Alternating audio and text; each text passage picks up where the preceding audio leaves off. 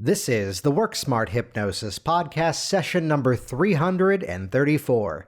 Debbie Taylor on Hypnotic Blueprints. Welcome to the Work Smart Hypnosis podcast with Jason Linett, your professional resource for hypnosis training and outstanding business success. Here's your host, Jason Linett. Welcome back to the show. It's Jason here, and I first met my guest on the program this week back actually, I believe in the summer of 2012. And it was a small event that just three of us were attending, and it was purposefully a small event. But the thing that stood out right away of Debbie Taylor, who you're about to meet on this week's episode, was just that she had an interesting take on the world, an interesting perspective on hypnosis. And I want you to hear this as a compliment. The fact that there were some extremely straightforward things that she was doing, but just an artistry of how to present it, how to explain it to the client in a way that just made sense right away. And that's one of the themes you're going to hear in this conversation with Debbie that you're about to listen to, of a background of education, learning how students learn, learning how to interact with people, and especially the insight that the school that she worked at previously was, again, kindergarten all the way up through the 12th grade. For most modern school systems, it's going to be, here's the younger ages, here's the middle years of middle school, and then here comes high school. And just think about the insight that there is to be had by seeing the student basically from age 5 until age 18. So to look at her clients, as she shares in this conversation here today, to look at the clients as it's not just the one single problem that brought them into your office or into the space working with you now. Here's an entire ecosystem of their life, their relationships, their other habits and behaviors, and how it is that we can utilize their strengths and genuinely have the client designing the process with us. Inside of this conversation, you're going to hear us talk about her latest book, which was just recently released. And again, all the details are in the show notes at worksmarthypnosis.com. We'll make it easy for you this week. If you go to worksmarthypnosis.com/334, that will redirect you over to the show notes for this week's episode and give you the details about how to track down her book. On top of that, too, where we're going to spend a lot of this conversation is that Debbie's in the category that I just love to refer to as a hypnotic worker. The type of person who's been out there really just doing the professional work of hypnosis and just finding those systems of personal change and breaking it down in such a way that it just works. And each and every step seamlessly moves on to the next one. So we're going to spend some time talking about her personal change blueprint, which, yes, will likely take some techniques that you're already well aware of. Yet one of my favorite themes, put together a framework in such a way that, again, writes the entire client story, gets your client participating, sells the value. And again, one of my favorite parts of this conversation is hearing that worker mindset that just, she knows how to pitch it, she knows how to explain it. That's what gets the client on board. So check out the show notes to see how to get in contact with Debbie, how to pick up a copy of her book.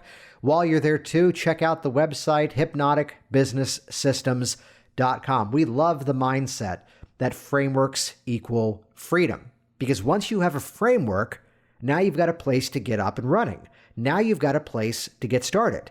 And even better, once you've got a framework, when you've got a really good reason to break the framework, you are now working with intention, you are now working with purpose, and you are doing something that now you can replicate. So inside of Hypnotic Business Systems, this is my entire business training program exclusively for the hypnotic profession.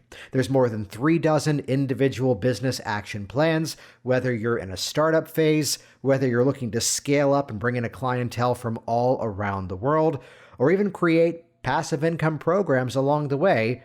We've got material for you inside of Hypnotic Business Systems. And once again, for a free preview, check out the website, jasonwebinar.com. That'll give you instant access to an on-demand presentation, 6 steps to a 6-figure hypnosis business. Give it about 45 minutes to go through this free class, because it's going to give you techniques you can put into use right away. That's at jasonwebinar.com. And as we like to say around here, after 300 plus episodes and 7 years of doing this, it's about time I had Debbie Taylor here on the program. So here we go. Welcome to the program, episode number 334, Debbie Taylor on Hypnotic Blueprints.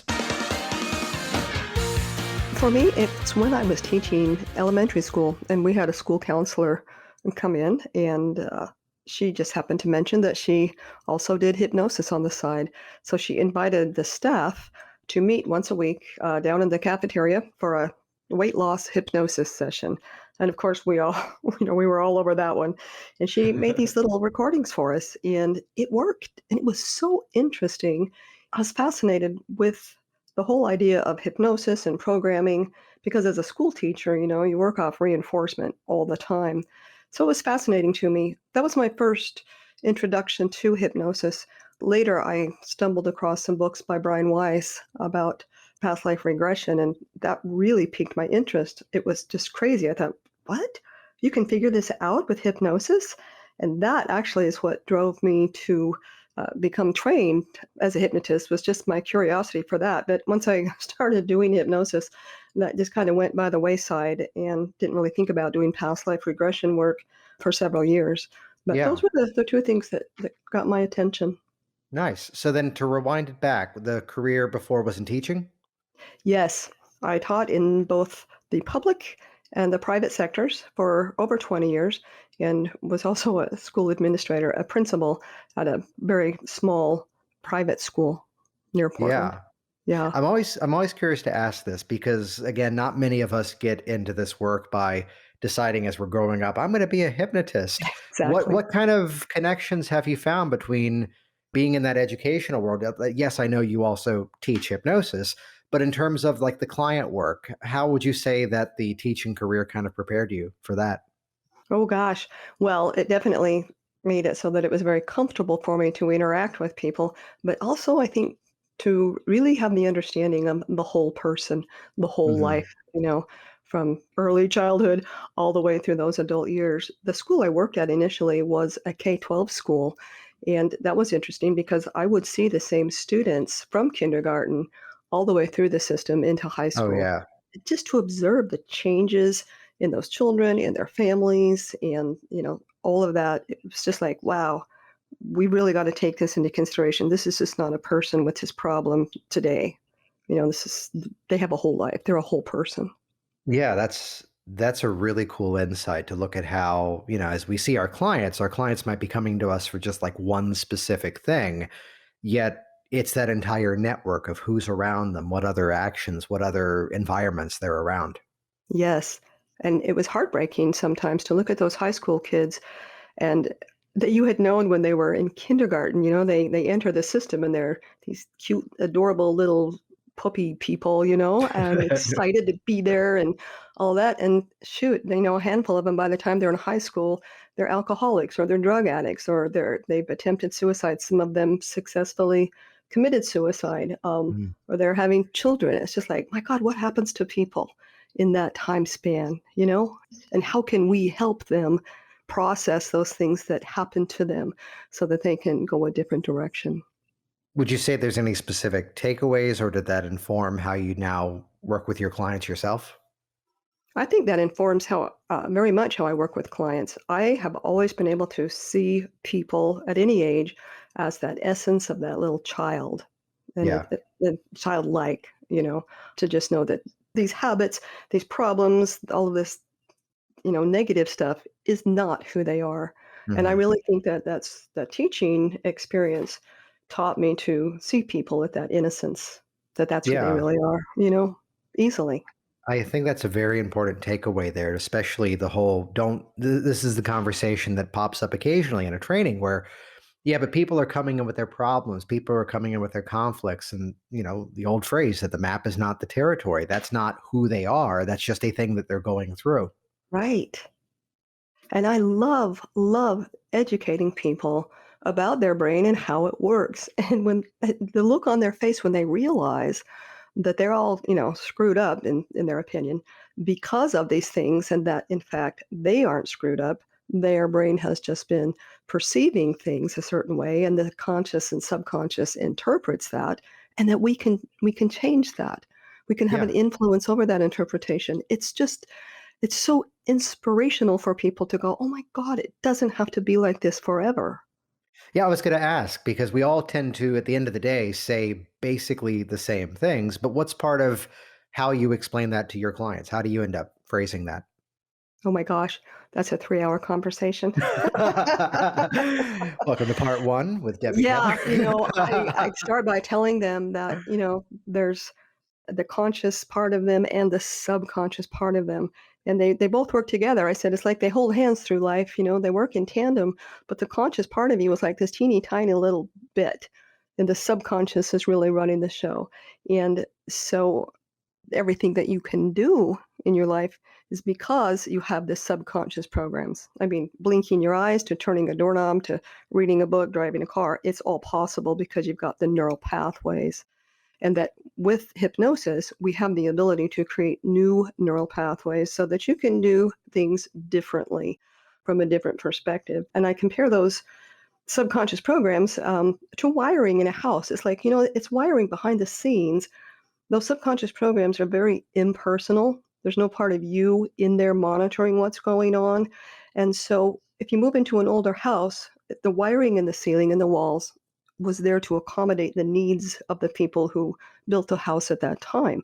But now here you are, you have brought all of these electronics into your world, metaphorically speaking, and now you need to be cable ready. You need Ethernet hookup. You need outlets, 3 on every Oh, I wall. love You that. need all of this new wiring. The house isn't just going to say, oh, well, here, let me update my wiring to accommodate your needs now. But in hypnosis, that's what we do. We update their subconscious wiring to accommodate what they want and need in their life right now. Because basically, people are running off, they're living in the past. What's beautiful about that is you found the right balance of neuroscience nerdery to bring into Oh, I that. love it. Yeah, I love it. but it's breaking it down into simple metaphors and descriptions. And I'm here in my new home production studio, and I'm laughing just because the reason of, hey, you just pulled out that wall that's open. Can you give me a few more outlets here and a few more Exactly. over there?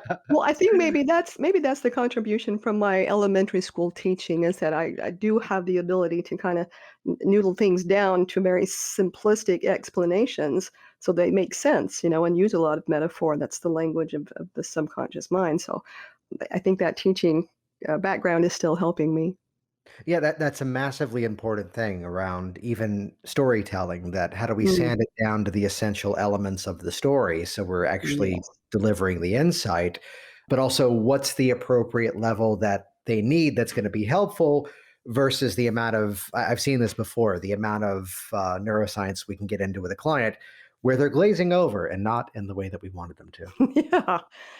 Yeah, I recognize that look. I tell my students, when you're explaining this stuff to your clients, sometimes you're going to have some clients that are going to be ready for the whole story all at once.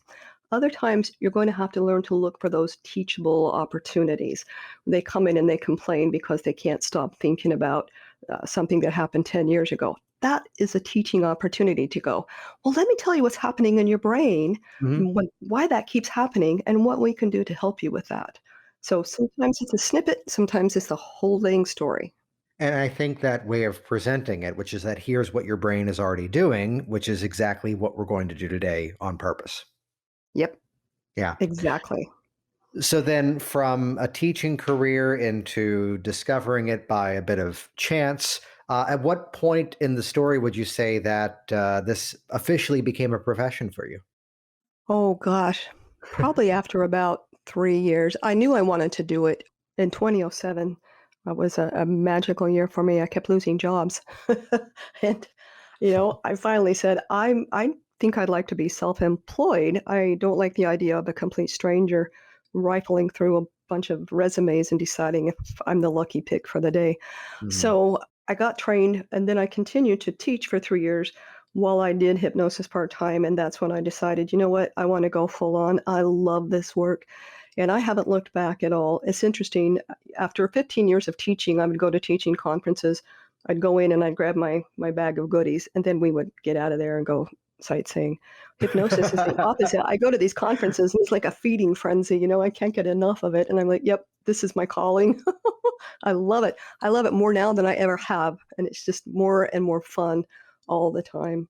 You just made me flash back to traveling at times in the game of, oh, I've been to this area. Well, Portland, Oregon. That's where you and I first bonded over that nuance that I used to go out there and do stage hypnosis shows. Yes, yes. And the conversation at one point of, where did you go? I'm like, I don't know. The extended stay in Tigard, Oregon, and then I saw a bunch Yeah. of gas stations and rec centers at 4 in the morning. I hear it's nice. Uh, Yeah, really. At 3 in the But morning, oh, that really becomes a big tell that, the fact that we end up at these conferences at times and we're there ravenous for every workshop, ravenous for every opportunity to learn more out of it.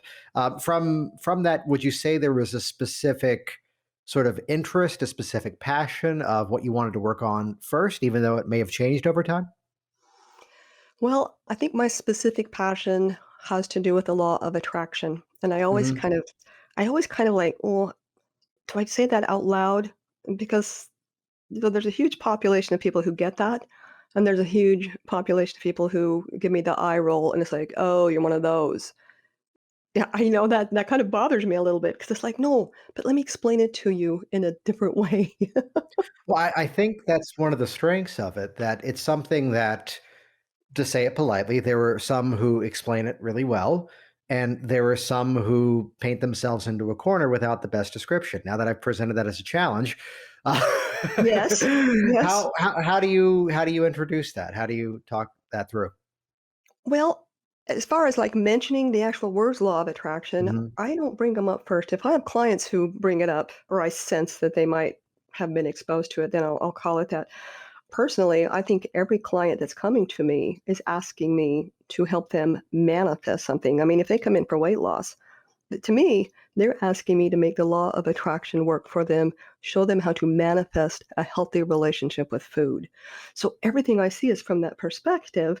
But the ones that I talk openly to about it, the way I explain it is that, we as humans and all beings, we give off a vibrational frequency. And Mhm. that's science. And I'm clear to say that. This is not woo woo. I want to take this out of the woo woo and put it into the science. We emit a vibrational frequency. We also act as a receiver.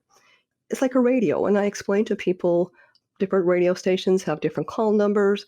That's because that's the frequency that cycle peaks that many times per second. People don't know that. Isn't that interesting?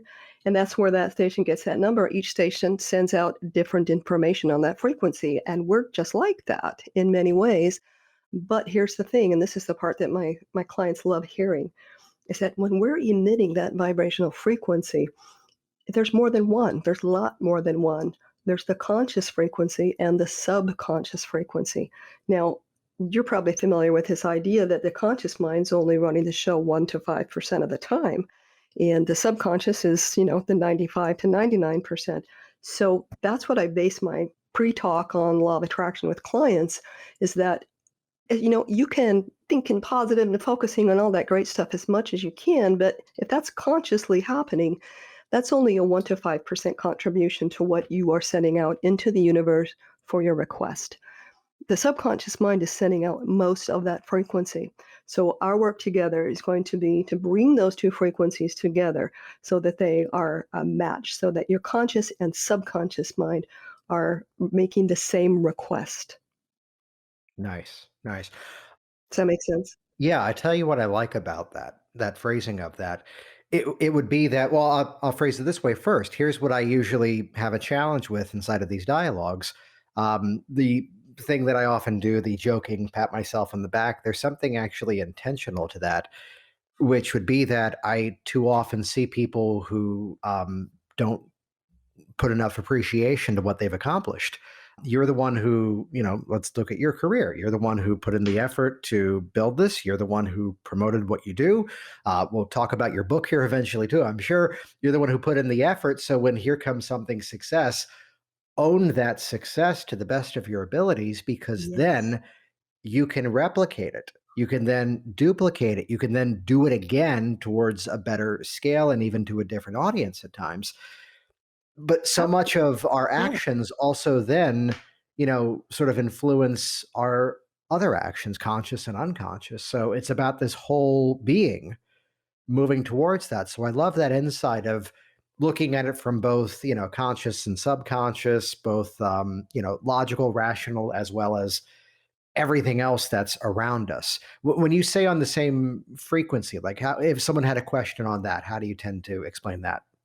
So it's our thoughts more so than our actions. And thoughts are important too, but gosh, it's kind of hard to explain. It's sort of like a set point, you know?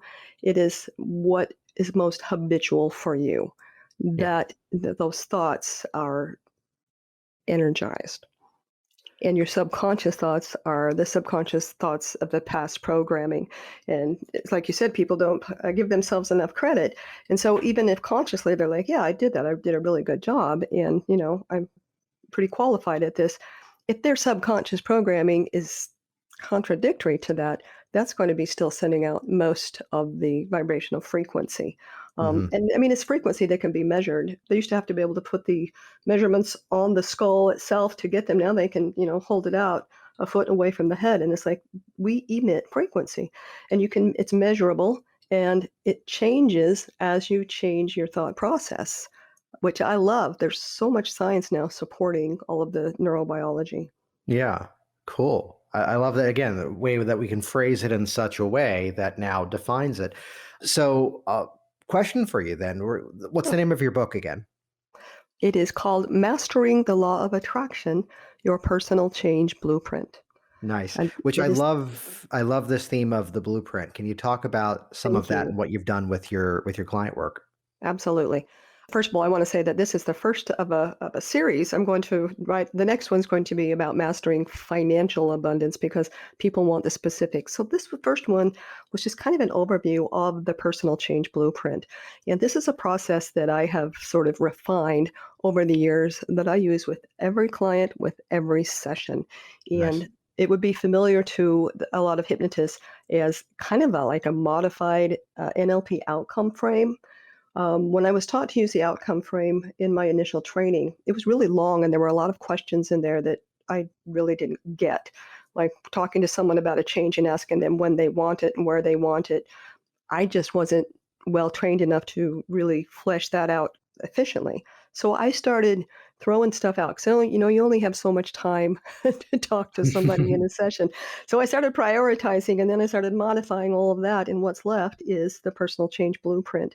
It's 8 steps. And the first part is one of my favorites, and it has to do with looking at the unwanted habit or behavior, the thing that they want to get rid of. They want to bring that in. And what we do, I love to do this. I want to say now, when you first got this habit or this problem, whatever it is, this behavior, this belief, it served you well when it was first created. Your subconscious mind, first of all, it's completely impersonal. There's no one in there analyzing what's good and bad. It's just kind of like a mechanism that's sort of trying to second guess what you want most. And it does that by saying, what do you focus on most? And that's why we get so many negative programs because we focus on the negative. But the first step in my blueprint is to look at what was going on when this unwanted habit started. For example, a smoker. Obviously right now there is no value to you as a smoker, but when you first started smoking, I want to hear that story just in a nutshell, and I have to tell them in a nutshell. How old were you? What was going on? Oh, I was in high school. It's almost always in high school with your friends. It was fun to be rebellious. You felt grown up. The other kids were scared of you and you loved that. There was all that value. And I said, and once the subconscious mind is finished making a program like tying your shoes, when it's done, that gets archived. So your smoking habit got archived with all of that fun included in it. And now your subconscious mind still thinks that smoking is fun for you because it has not gotten the memo that it's 40 years later and you don't need to smoke to have fun or be cool or belong to a group or anything like that. So that's where we're going to start is we want to look at the value, the unwanted habit or behavior brought to your life at the time the program was created. Many of these programs are decades old, but we want to look at that value. We want to thank it, bless it, and send it on its way so that we can now, and then I have the client finish that. So now what? Why are you willing to give that up? And sometimes they're not. That's the secondary gains. Sometimes when they realize what they're getting out of the problem, they're like, oh, I think I'd rather just keep the problem. Thanks. See you later. That doesn't happen very often, but it has on occasion. I had a woman who was severely depressed, had been for years, been in therapy for years, yada, yada, yada. And so we started working through this blueprint. And I said, so what value did it bring to your life? And what will change? What's going to be different when you're not depressed anymore? And at first she was like, oh gosh, it'll be wonderful. I'll be able to do the shopping again and I can start cooking meals again and I can start taking care of the house. Then she goes, wait a minute. I don't really want to do any of that. My husband's been doing that for 20 years and I'm okay with him doing that. So Oh, wow. maybe I don't want to get out of this. Maybe I'm good with the depression. That's the kind of session where you kinda have to sit back and like, "Oh, you're just gonna do this yourself, okay." Yeah. Yeah. It doesn't happen often, but it's so interesting for people to look at the value and say, what did I get out of this? And am I willing to give that up? And it's Mhm. like, heck yeah. So that's where we Yeah. start. Yeah. Then we do outcome. What is it that you want? Well, let me pause you there for a second, please, because there's a Sure. cool way that that was introduced that, it served a specific purpose when you first started doing this, when you first started feeling this way, when you first picked up this habit, but kind of now it's overstayed its welcome, as it were. Exactly. But that's a really, again, back to the education, back to, again, let's look at the words that we're using and phrase it in a way that the point is made in a brief and succinct format, that it was giving you something. And it's a nice way of telegraphing that today's about helping you to find better ways to do that. Absolutely. Yeah. Sleep sessions, I get so many women that, oh, I haven't slept for years. And I'm like, when did this start? That's always, I teach my students, always ask your client, when did this start? When did you first notice it? And what else was going on at about the same time? And a lot of people that can't sleep well can remember back to, well, this started when I first had a new baby at home, or when I first got out of college, or when I first went to college. And it's like, so can you see that your subconscious mind was like helping you stay up to solve a problem? There was a Yeah. reason for it. That's awesome. But guess what, subconscious mind? That baby grew up and moved out, and I really want to sleep now. Wait, that sounds a little too personal. As in the new home, our bedroom is on the ground floor and the kids are above us on the second floor, and we can hear everything. And Oh, wow. and they know we can hear everything. The office is soundproof, the bedroom is not. Your kids aren't. Stop, Oh, stop, stop, stop. It's like, "Oh, yeah, Max has discovered stomping. Let's, it's You were amazing how saying heavy-footed a small child can be, isn't it? yeah, yeah. Or the fun of a bunk bed is not the first bed, but jumping off the Oh, second no. one. Yeah. I'm hearing a laughter of knowledge on that one. Give Absolutely. us like as you said, give us like in a nutshell, walk us through the other steps of that system then. Oh, sure. Okay, so after we have identified the unwanted problem, what it brought to you, and we've thanked it and blessed it and sent it on its way, and told the subconscious mind why we don't need it anymore, then we Mhm. say what we do need. Here's what I want. Sometimes that's kind of hard. I mean, it's the outcome. What is the outcome that you want? And Yeah, sometimes people want to lose weight, but oftentimes they just want to have a healthy relationship with food. And then that the weight loss is a natural consequence of that. So I help them really, drill down into what exactly, one sentence, if we can, what is the outcome? What is the thing you want? And then the next one is, well, first I say, put yourself in the position that you've got that. Okay. mhm, Fast forward a year, 6 months, whatever you have to do. You've got it. That's the norm. It's just what you do. Now, what is changed? What's different in your life because you have accomplished this outcome? And it's so interesting to me, Jason, how many people will say, I don't know, I never thought about it. And I'm like, how can you possibly change a behavior if you've never thought about what you want instead? Everything that exists started with a thought. And yeah. so I'll tell them, we're making a target. We can't hit a target if we can't see it. So make it good. How do you want your life to be? That's What a will be great different? insight, especially as so many people, it's the I don't want this. I don't want to be afraid when I'm driving on the highway. I don't want to smoke. And we've got Right. to navigate them towards what they do want. And Yes. if they can't describe it, it's a whole different game of how we actually can get there. Yeah, it's huge. And I teach them that, the subconscious mind, like a computer, speaks its own language, and it's the language of imagery. Your words create imagery, and the subconscious doesn't take your words and program. It takes your words and turns them into a picture. Mhm. Now, it cannot make a picture of you not doing something. So if you say, I want to quit smoking cigarettes after dinner every night, you just made a picture of yourself smoking cigarettes after dinner every night. So how Mm. else can you say that? And they'll go, I don't know. So I'll say, well, if you're not smoking cigarettes after dinner every night, what are you doing instead? And they go, I don't know. I never thought about it. And I'm like, good. That's what we're going to do. We're going to think about it. What do people who don't smoke do after dinner? What do they do? What are your choices? And we make a game plan, and that gets answered on this blueprint. And the blueprint serves as the suggestion base. Everything they tell me, everything I say back to them in the Yeah. hypnosis, and it all comes off the blueprint. So we look at the evidence, and then I go back to the outcome, and I retell the story. This is all storytelling, and it's very repetitive because that's how we do these things.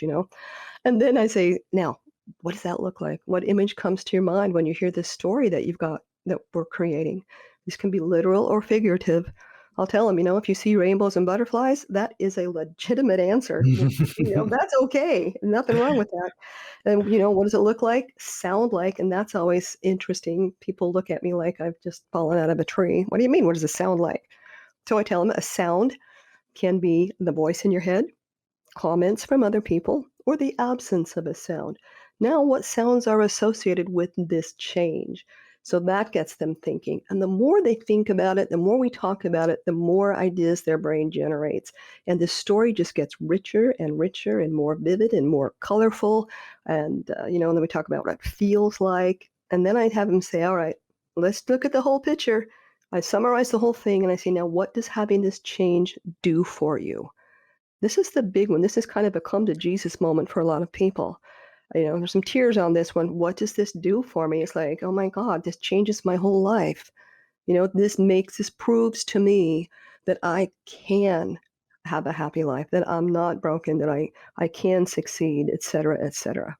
So it's Yeah. pretty cool. And then we flesh it out in just a little bit more and say, so what other changes will you notice in your career, finances, self-esteem, relationships, and spirituality if they have a spiritual practice? And for those keeping track, so far, this is an extremely hypnotic process, but so far it's all been happening conversationally.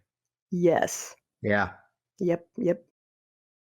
Cool. Cool. So then at what point in the journey of this, because I love this because it's where I hear people who are often tentative about how to make that transition from this type of work into, let's say, formal hypnosis. How are then you making that transition, if at all?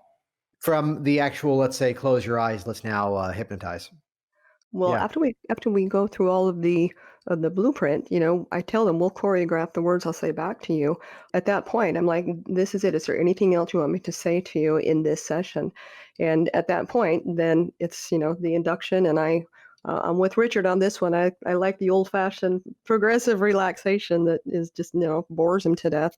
And I tell my clients I'm going to bore you into a coma with my monotone voice because that's how I roll, and and it works. It works. So that's it. So then I do it. I do the induction and then I weave that into the blueprint and I feed all of that beautiful language back to them that they just gave me.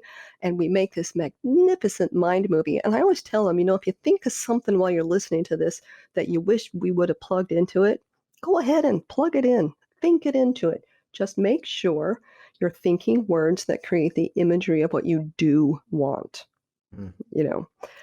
So we do that, and I go through the blueprint with him, and then emerge, bring them up, we talk about it, and I record that, and I have them listen to that every day for a couple of weeks, and it's so interesting because, when people listen to that recording every day, in their mind, it's kind of like they're talking to me or I'm talking to them, and it's so interesting. On the first visit, many people are so very shy and kind of intimidated and weirded out by the whole thing.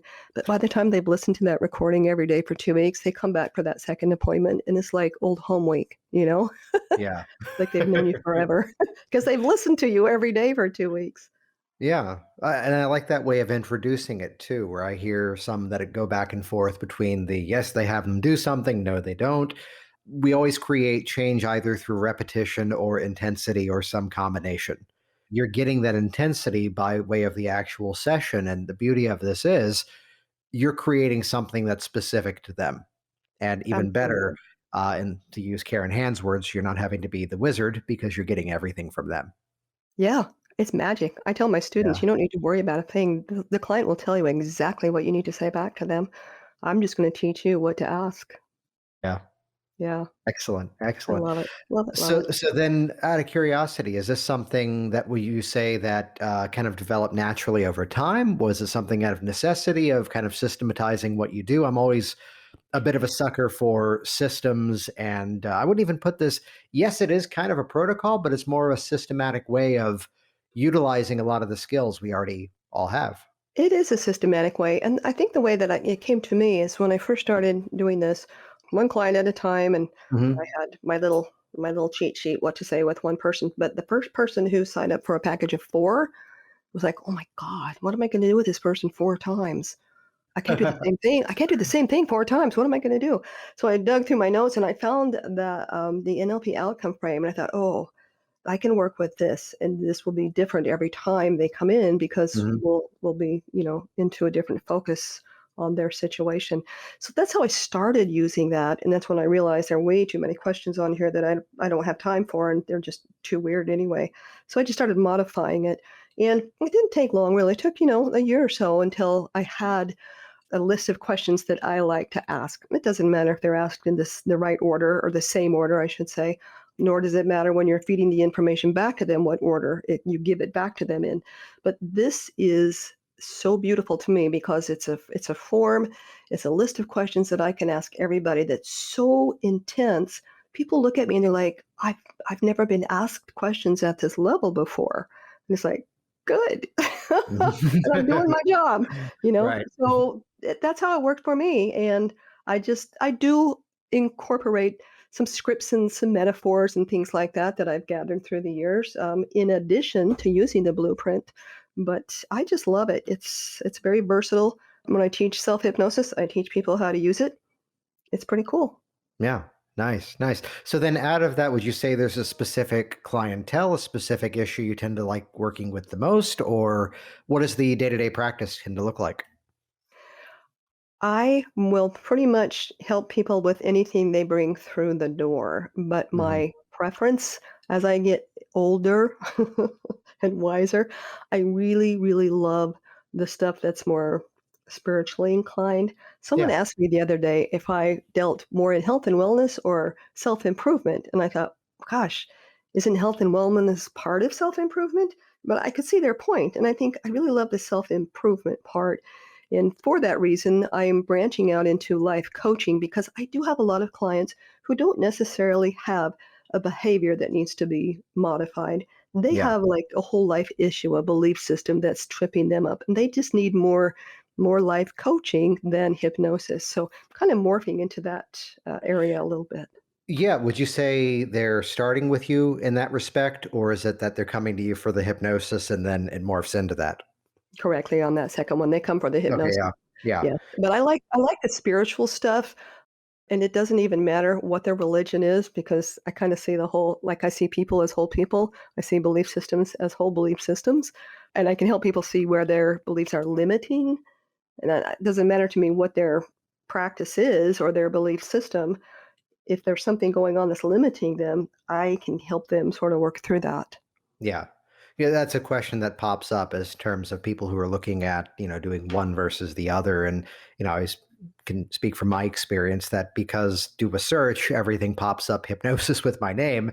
That is that unique thing about what I do. And then they also then see, oh, here's another way we can now take this. Mhm. Yeah. Yes. Excellent. Excellent. Where can people track down the book? DebbieTaylorAuthor.com. It's on Oh, look Amazon at as that. well, Yeah. but I have a new website. I've got 2 new websites that are just about ready to launch.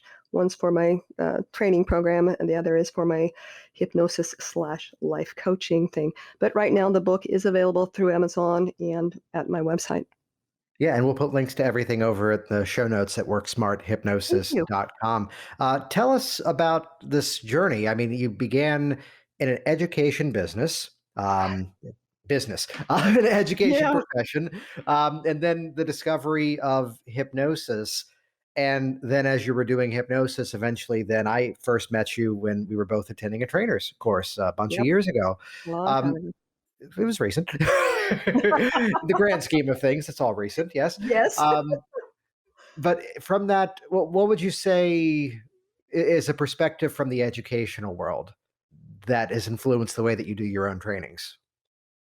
Oh my gosh, a lot. I mean, every class I've ever taken, the whole time I'm listening to the teacher, I'm thinking to myself, if I were teaching this class, I'll do Mhm. it this way.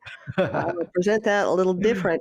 So, my teaching background has a lot to do not just with my hypnosis certification course, but the way I interact with clients because I teach every client about their subconscious mind and how it works and how it's tripping them up and all of that. So my educational background's had a huge influence on the hypnosis business. There was a little interval after teaching where I was kind of like, I'm tired of teaching. And I had a good friend in HR, and she said, "You should be in HR because you make a lot more money and you don't have to work at the school anymore." Oh my gosh, I tried HR for a short term and realized very quickly that was not the world for me. First, of all, it was very difficult. My brain doesn't think in those terms. So I went back to teaching and the hypnosis at the same time. And it was just like, I just love the hypnosis so much. I feel like I have absolute freedom to do what I feel is going to be most helpful for the client. And it's a much more short-term proposition. Can you imagine seeing the same client every day for 9 months? A whole room full of them? That's kind of what teaching is like. It's a kind of a nightmare. I love the HR story only for the reason I'm flashing back to a time I worked at a summer camp, and I really appreciate the experience. Wait for it. Yeah, But right. there was the day during like the welcome week, and hey, Jason, how's it going? Do you have a minute? Yeah, what's up? I will be one of the more popular counselors. I will be. It was a theater camp as well. I'll Oh, be yeah. the one that the directors are fighting over to have me be the stage manager. But I'll never be back here again. Them Oh, all. if you need to leave, no, no, no, it's fine. Work ethic. I'll be here the whole way through. But just this is not my thing. At the end of the camp, one of them comes over and goes, Jason, assistant director? Oh God, no, no. But thank you. I'm honored. Just no. Oh, But I think those experiences are vitally important, the same as, we've talked at times around some of the tech things. mhm. When you discover that, oh, wait, this is not my skill. Someone else needs to be doing this. Yes, Uh, I delegate. said, as you were wonderfully patient with me today, as we've rescheduled several times because someone else is painting the house. Yeah. Not me. Yeah, the teaching world was lovely, but I didn't really fit into that world. It was very restrictive, and it was upsetting to me in a way to see how many people didn't really give a rip about what their kids did at school, and it was like, "Oh, I wanna work with people who take their their health and wellness a little more serious." Well, it's what we've had the chat about before. It's like the benefit of training hypnosis is that there's a class I did one time, and I only did this once because I knew everybody already in the room. Everybody in the class had already called me and talked to me in detail about the event.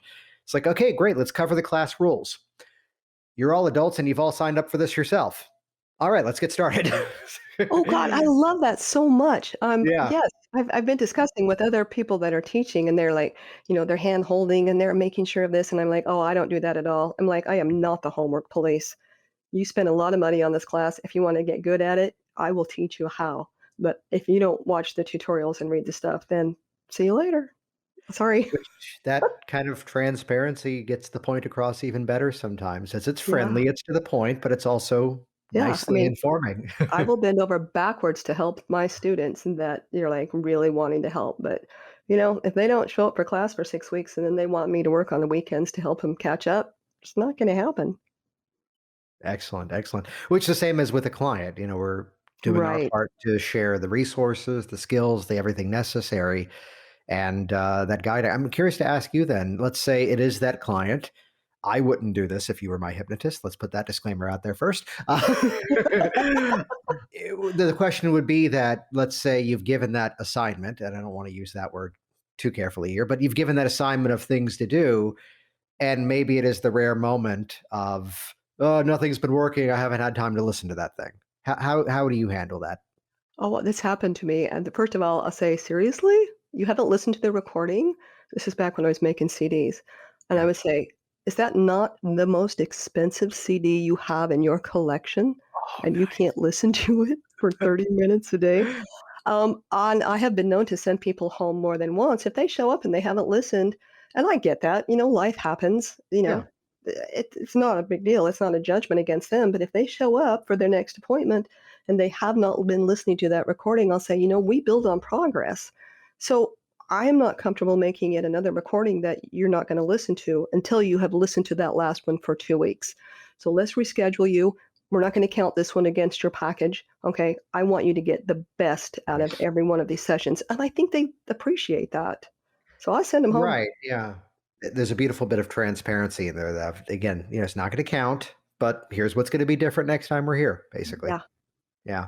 yeah. Well, Debbie, thank you so much for coming on the show. I know we were talking for a while about getting you on here and excited to have you on. And perfect timing as the book's now available. And we'll put links to Yes. everything in the show notes at worksmarthypnosis.com. Thank Before you, we Jason. wrap it up, any final thoughts for the listeners that are out there?